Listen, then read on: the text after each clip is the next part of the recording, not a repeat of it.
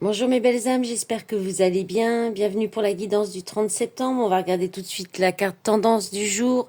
J'espère que vous avez passé un bon week-end. Voilà, et que vous passez une bonne journée aujourd'hui de dimanche. J'espère que vous avez beau temps comme chez nous en Alsace. Alors, la carte a déjà sauté. Je l'ai mise sur le dessus pour la garder. Nous avons aujourd'hui pour cette tendance du lundi 30 septembre la tempérance qui nous parle d'harmonie, de mettre de l'eau dans son vin, de trouver un équilibre, de trouver un juste milieu aussi, de sérénité, de patience, de modération. Elle est indice d'amitié, de sympathie. C'est aussi de ça, on parle aussi de sincérité avec la tempérance. On peut parler de réconciliation aussi. Au niveau de l'évolution professionnelle, on peut dire que c'est lent mais régulier. On peut dire aussi qu'au niveau des finances, c'est équilibré. Voilà, c'est une carte c'est une énergie de tempérance et qui tempère et qui apaise en fait, hein, qui est là pour un petit peu, c'est un peu, on réconcilie deux mondes aussi différents ou deux contraires, deux choses ou deux mondes contraires ou deux énergies contraires en fait. Voilà. Allez, on va regarder pour le général avec les rêveries enchantées de Mademoiselle Lenormand. Allez, je vais aller les chercher. Alors, pour cette journée du lundi 30, on a la mort. Bon, le cercueil plutôt, c'est le cercueil. Le puits, d'accord. Bon, il y a une transformation profonde là. Ok, le serpent, on n'a pas les meilleures cartes, hein. Et les hiboux, ok. Alors, mais c'est pas négatif en fait là, parce que là, il y a une belle transformation profonde, hein. Vraiment quelque chose qui revient de loin, alors, et qui vous amène vers plus de sagesse et d'enrichissement intérieur. Il y a plusieurs messages. Ensuite, on peut avoir, là, on peut parler, j'aime pas trop, mais là, je peux pas faire autrement. On peut parler de santé, d'avoir peut-être un gros coup de fatigue. Oui, un gros coup de fatigue, d'être épuisé, de sentir vraiment pas très en forme et épuisé, et avoir besoin d'aller chez le médecin ou de se dire que ça serait peut-être plus sage d'aller chez le médecin. J'ai pas fait la coupe, maintenant je me rends compte. Alors ça va être passager, hein. Ça durera pas, c'est quelque chose qui sera passager, et les poissons et la réussite. Alors, on peut parler aussi peut-être d'un travail ou de quelque chose qui doit s'arrêter, qui est trop épuisant, trop compliqué, trop fatigant, et où il y a peut-être aussi de la trahison. Et avec sagesse, je pense que vous allez comprendre que c'est quelque chose, un mauvais moment à passer, mais que ça va passer et ça va vous apporter de la réussite avec les poissons. On peut parler d'émotion aussi avec les poissons, hein. Vous pourriez vivre peut-être une journée forte en émotion s'il y a quelque chose qui s'arrête, mais c'est quelque chose qui s'arrête et qui était souffrant depuis un certain temps. Donc c'est positif quand même. Allez, on avance pour le sentimental. Bon, je me suis pas trop cassé la tête, j'avoue, j'ai pris les cartes que j'utilise pour les guidances mensuelles, que j'ai pas encore fini non plus. Je vais reprendre cette semaine tranquillement, je vous avoue, je fais à mon rythme, hein. Allez, on y va pour le sentimental. On a la carte des secrets. Il y a quelque chose qui n'est pas dit, des non-dits. Ou alors vous allez apprendre des choses avec la carte secret, les nuages qui reviennent. Donc il y a quelque chose qui va être dévoilé, mais qui devrait... Ah bah alors là, par contre, ça va apporter des crises, des conflits. D'accord. Ok, mais on pardonne. À la coupe, la clé, bon, ça va, c'est pareil. Ça va être... vous allez peut-être apprendre quelque chose qu'on vous avait caché. Féminine. Là, il y a peut-être quelque chose de caché ou... Alors la féminine, c'est une autre femme que vous, hein, que c'est pas la consultante. Là, il y a peut-être quelque chose qui va être dévoilé, peut-être avec une amie aussi. Ça peut être une amie avec qui il y a peut-être eu un peu des conflits ou des choses qui n'étaient pas claires. Bon, ça va s'arranger. Vous allez pardonner, ou quelqu'un vient vous demander pardon, vient s'excuser. Il y a des solutions qui vont être trouvées. Alors, soit vous trouvez des solutions grâce à cette autre femme. On voit pas bien la coupe là, mais soit par rapport à une autre situation qui est peut-être voilà, tenue secrète ou cachée, ou voilà, où il y a des conflits aussi, ou peut-être que quelqu'un va peut-être essayer de trouver voilà réconfort ailleurs vers cette autre femme. Je peux pas dire non plus, je peux pas l'éviter non plus, hein. Allez, les énergies de la féminine. Féminine croyante. Je crois en Dieu, notre rencontre était écrite. Bon.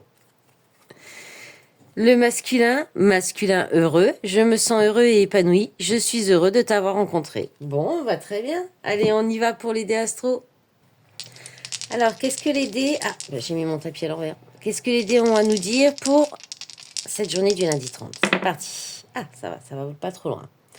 Ouh, ben on a le bélier. Le bélier, donc ça va être une journée assez dynamique. Il peut y avoir des initiatives qui sont prises.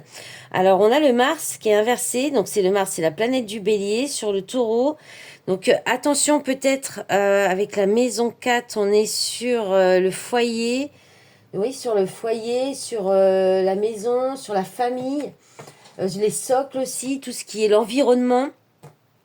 Alors, attention peut-être à ce qui est possessivité, trop de matérialisme, un excès de peut-être vouloir être trop aussi autoritaire, parce que bon, on a les deux énergies du bélier. Donc, de toute façon, ça va être vraiment très énergique, une journée dynamique avec des décisions qui peuvent être prises, mais attention à peut-être pas aller trop vite, à pas vous précipiter non plus.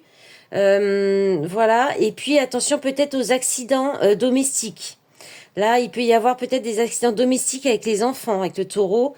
Sur le signe du taureau, là, on a... Ah non, pardon, là, c'est Mercure et là, le taureau.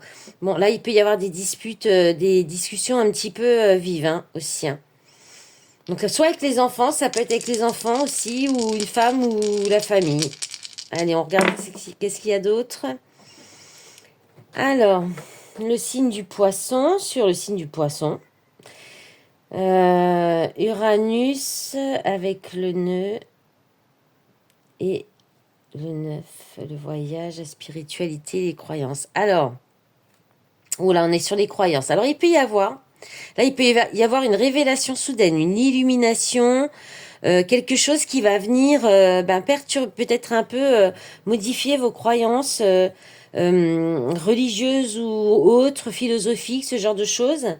Il peut y avoir aussi quelque chose qui vient un petit peu, alors ça peut être tout l'un tout l'autre, comme une révélation, une illumination qui vient vous faire comprendre des choses, et en même temps ça peut être aussi quelque chose qui arrive soudainement et qui vous met la confusion, qui vous met dans le doute.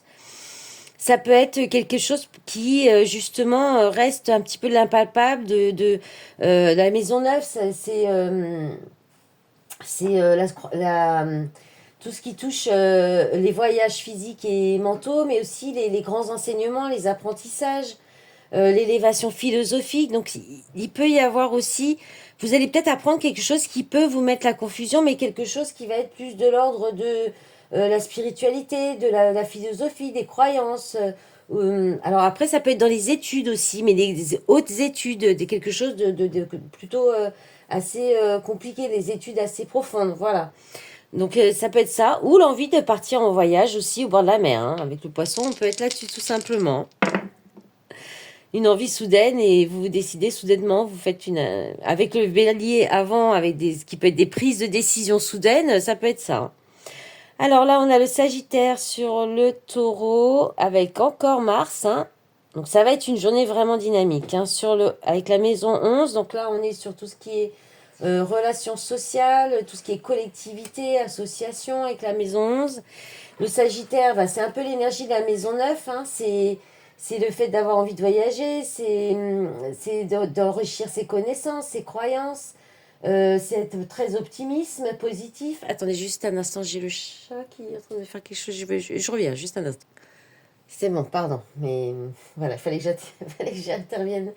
Alors, avec le Sagittaire, on parle aussi de générosité, de bienveillance, de dynamisme aussi. Donc, avec Mars, c'est sûr que là, ça va être une journée vraiment dynamique, énergique, peut-être avec plein d'idées, ou partir à l'aventure aussi pour se faire plaisir, une journée de loisirs avec les amis, avec un groupe d'amis, ou alors avec une association, ou alors peut-être faire quelque chose dans le bénévole ou l'humanitaire. Il y a peut-être une idée aussi de partir là un peu, prendre la décision aussi de faire un voyage, peut-être avec une association dans le cadre d'un voyage humanitaire.